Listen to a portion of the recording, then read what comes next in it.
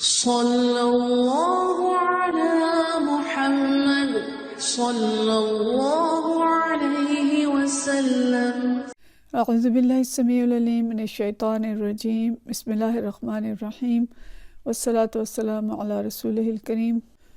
بخاری شریف باب صفت الصلاۃ جاری ہے، اور اس میں آج جو باب ہم پڑھیں گے اس کا عنوان ہے الی این یرفع یدیہ،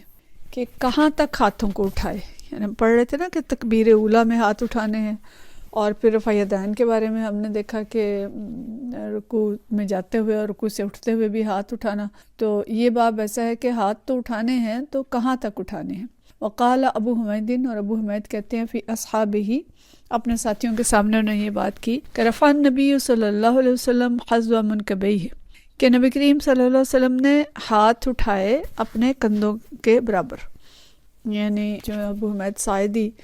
یہ اپنے ساتھیوں میں اس بات کا تذکرہ کرتے ہیں جن کے ساتھ دیگر صحابہ موجود تھے، کہ لوگوں نے یہ بات کی کہ نبی کریم صلی اللہ علیہ وسلم کی نماز کے بارے میں ذکر ہوا کہ تم میں سے کون ہے جو نبی کریم صلی اللہ علیہ وسلم کی نماز کے بارے میں سب سے زیادہ جانتا ہے۔ تو ابو حمیدی رضی اللہ تعالیٰ عنہ نے کہا کہ میں نماز کے بارے میں اچھی طرح جانتا ہوں، اور جب انہوں نے نماز کا بیان کیا تو انہوں نے کہا کہ نبی کریم صلی اللہ علیہ وسلم نے اپنے ہاتھ جو ہیں اپنے کندھوں تک اٹھائے ہیں۔ بعض دوسری روایات میں آیا ہے کہ نبی کریم صلی اللہ علیہ وسلم نے کانوں تک ہاتھ اٹھائے ہیں، بعض میں یہ ہے کہ کندھوں تک اٹھائے ہیں، اور بعض میں یہ ہے کہ کانوں تک اٹھائے ہیں، اور پھر یہ بات بھی آئی ہے کہ سر تک جو ہاتھ ہے وہ اٹھائے ہیں۔ تو اس کے درمیان تطبیق جو علماء کرتے ہیں وہ یہ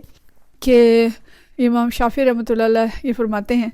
کہ ہاتھ اس طرح سے اٹھائیں کہ کلائیاں جو ہیں وہ کندھوں کے برابر ہوں، انگوٹھے جو ہیں وہ کانوں کے لو کے برابر ہوں، اور دونوں ہاتھوں کی چاروں انگلیاں جو ہیں وہ سر کے قریب ہوں۔ تو اس طرح سے تمام روایات پہ عمل ہو جائے گا، ٹھیک ہے۔ بہرحال ایسی سختی نہیں ہے کہ جی ضرور اتنے ہوں، اس سے نیچے نہ ہو، اس سے اوپر نہ ہو، لیکن سنت پہ اگر عمل کریں گے تو انشاءاللہ تعالی ہمیں اس کا ثواب ملے گا۔ حدیث ہے 705، اور یہ حدیث جو ہے یہ سالم بن عبداللہ سے ہے۔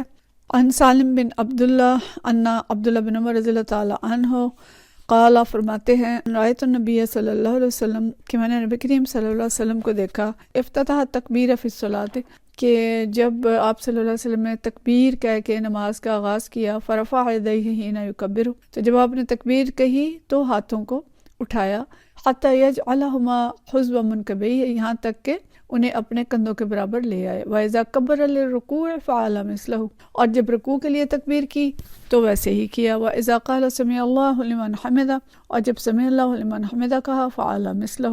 تو ایسے ہی کیا۔ وقال ربنا ولک الحمد، اور پھر فرمایا ربنا ولک الحمد، ولا يفعل ذلك حين يسجد، اور جب سجدہ کیا تو تب آپ صلی اللہ علیہ وسلم نے ایسے نہیں کیا، ولا حين يرفع رأسه من السجود، اور جب سجدے سے سر اٹھایا تو بھی ایسے نہیں کیا، ٹھیک ہے۔ یہ اس کی تفصیل ہم پیچھے پڑھ چکے ہیں، بس بات اتنی ہے کہ آپ صلی اللہ علیہ وسلم اس حدیث کے مطابق کندھوں تک ہاتھ اٹھاتے تھے، اور باقی حدیث میں کہیں پہ کانوں کی لو تک اور کہیں پہ سر تک ہاتھ اٹھانے کی روایات ہیں۔ اگلا باب ہے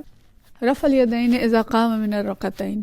کہ 2 رکعتیں مکمل کرنے کے بعد، یعنی 2 رکعتیں مکمل کر کے جب اٹھتے ہیں تو اس وقت ہاتھوں کو اٹھانے کا بیان، ٹھیک ہے۔ پیچھے تو یہ پڑھا نا کہ تکبیر اولیٰ کے وقت، پھر رکوع میں جاتے ہوئے، پھر رکوع سے اٹھتے ہوئے، 3 مقامات کا ہم نے رفع یدین کا پڑھا۔ تو اب یہاں پہ آ رہا ہے کہ 2 رکعتیں مکمل کرنے کے بعد جب اٹھتے تھے نبی کریم صلی اللہ علیہ وسلم تیسری رکعت کے لیے، تو اس حدیث کے مطابق اس وقت بھی ہاتھوں کو اٹھاتے تھے۔ لیکن امام شافعی رحمۃ اللہ علیہ جو ہیں وہ کہتے ہیں کہ اس جب 2 رکعتوں کے بعد اٹھتے ہیں تو اس وقت رفع یدین نہیں کرتے۔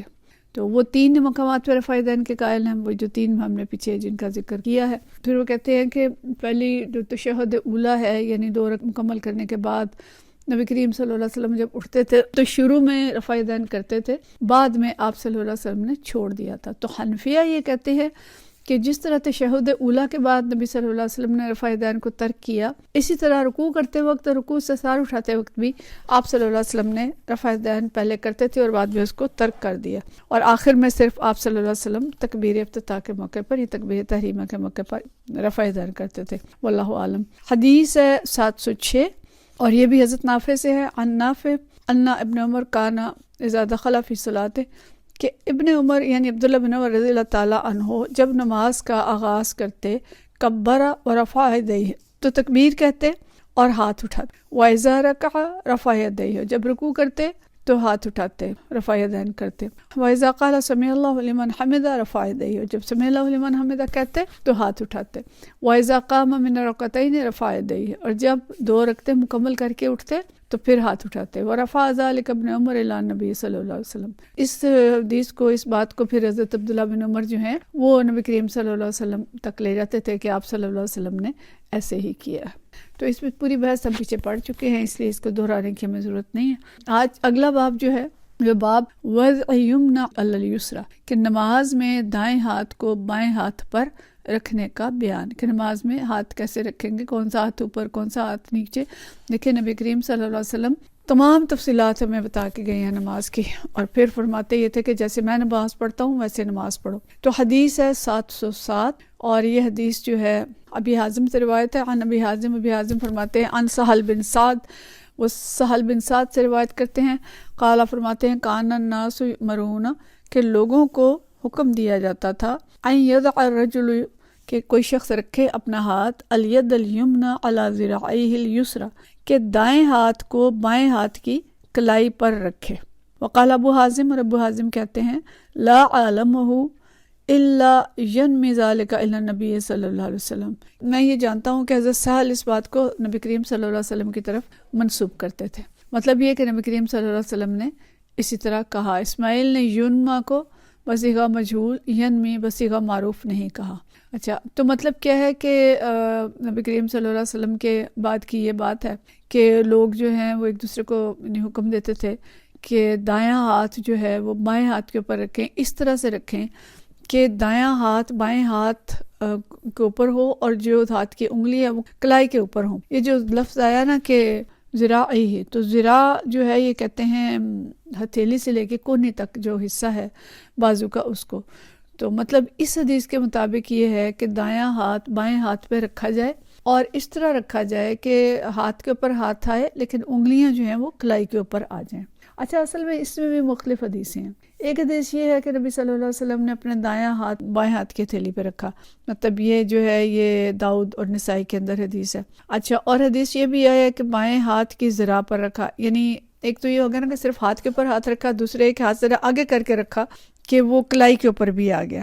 اور یہ بھی حدیث آئی ہے کہ نبی صلی اللہ علیہ وسلم نے دائیں ہاتھ کو بائیں ہاتھ سے پکڑا۔ تو فقہاء نے اس کے درمیان بھی یہ تطبیق کی ہے کہ ایک آدمی کو چاہیے کہ دائیں ہاتھ کی ہتھیلی کو بائیں ہاتھ کی ہتھیلی پر رکھے، اور 2 انگلیوں سے اپنے بائیں ہاتھ کی کلائی کو پکڑے، اور باقی 3 انگلیاں جو ہیں بائیں ہاتھ کے کلائی کے اوپر رکھ لے۔ یعنی جیسے ہاتھ اوپر رکھا، ایک چھوٹی انگلی اور انگوٹھا جو وہ آگے اور پیچھے ہو گئے، اس سے ہم نے ہاتھ کو پکڑ لیا، اور درمیان والی 3 انگلیاں جو ہیں وہ ہاتھ اور کلائی کے اوپر آ گئیں۔ تو اس طرح جو سب روایات ہیں وہ جمع ہو جائیں گی۔ ٹھیک ہے، تو اس حدیث سے معلوم ہوتا ہے کہ نماز میں ہاتھ باندھ کر کھڑے ہونا مسنون ہے، اور یہ مسلک جو ہے حنفی مسلک بھی ہے، امام شافعی کا بھی مسلک ہے، امام احمد بن حنبل کا بھی یہی مسلک ہے، اکثر اہل علم جو ہے ان کا یہی مسلک ہے۔ لیکن امام مالک جو ہیں ان کے بارے میں 2 چیزیں آتی ہیں، بعض تو کہتے ہیں کہ وہ بھی ہاتھ باندھنے کے قائل تھے، لیکن امام مالک کا جو مشہور مسلک ہے وہ یہ ہے کہ وہ ہاتھ کھلے چھوڑتے تھے، یعنی ہاتھ باندھتے نہیں تھے۔ تو مطلب یہ ہے کہ اکثر علماء جو ہیں وہ تو ہاتھ باندھ کے پڑھنے کے قائل ہیں، لیکن امام مالک جو ہیں ان کا مسلک یہ ہے کہ ہاتھ چھوڑ کے پڑھا جائے۔ تو البتہ اختلاف اس میں ہے کہ ہاتھ کہاں باندھنے چاہیے۔ تو جو احناف کے نزدیک ناف کے نیچے، اور شافعی مسلک کے نزدیک سینے کے اوپر ہاتھ باندھنا بہتر ہے۔ تو اس میں مطلب جہاں بھی باندھ لے ٹھیک ہے، سینے پہ باندھ لیں تب بھی ٹھیک ہے، ناف کے نیچے باندھ لیں تب بھی ٹھیک ہے۔ جو بھی مسلک ہے، جس مسلک کو اختیار کریں گے، دونوں کی گنجائش ہے کہ دونوں جگہوں پہ باندھے جا سکتے ہیں۔ اس میں یعنی وسعت ہے، اس میں سختی نہیں ہے کہ ضرور یہاں پہ رکھیں گے تو نماز ہوگی، یہاں سے ہٹائیں گے تو نماز نہیں ہوگی، ایسی کوئی سختی نہیں ہے۔ اور اس کی بہترین تشریح ایک عالم دین نے کی ہے، کہتے ہیں کہ نبی کریم صلی اللہ علیہ وسلم طویل نماز پڑھا کرتے تھے۔ جیسے ہم نے سنا ہوگا آپ سب نے کہ نبی کریم صلی اللہ علیہ وسلم تہجد کی نماز پڑھ رہے تھے، اور ایک صحابی آپ صلی اللہ علیہ وسلم کے ساتھ کھڑے ہوئے، تو آپ نے سورۃ البقرہ پڑھی، وہ ختم ہوئی تو سورہ آل عمران شروع کر دی، پھر سورہ نساء شروع کر دی، تو وہ کہتے ہیں میں تھک گیا۔ تو جب اتنی لمبی نماز پڑھنی ہے تو اس میں ظاہر ہے ایک جگہ پہ ہاتھ باندھ کے رکھنے مشکل ہوتے ہیں۔ کبھی پڑھ کے دیکھیں کہ ایک گھنٹے کا قیام کر کے دیکھیں، تو اس میں بھی ایک جگہ پہ ہاتھ باندھنے جو ہوں گے مشکل ہوں گے۔ تو اس میں یہ آتا ہے کہ شاید پھر آپ صلی اللہ علیہ وسلم تھوڑا بہت ہاتھ کبھی اوپر اور کبھی نیچے اور کبھی چھوڑ بھی دیتے ہوں گے، جس سے علماء نے